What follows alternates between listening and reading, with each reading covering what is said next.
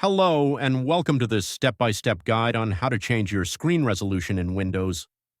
Whether you're trying to optimize your display for better visuals, adjust for gaming, or troubleshoot display issues, this tutorial will help you get it done quickly and easily. Just follow these simple steps and you'll have the perfect resolution for your screen in no time. Start by right-clicking anywhere on your desktop. From the context menu, select Display Settings. In the Display Settings window, scroll down to the section labeled Display Resolution. Click the drop-down menu under Display Resolution to see the list of available resolutions. Select your preferred resolution. For most screens, the recommended option is the best choice. After selecting a resolution, a preview will appear. Click Keep Changes if the new resolution looks good, or select Revert to return to the previous setting.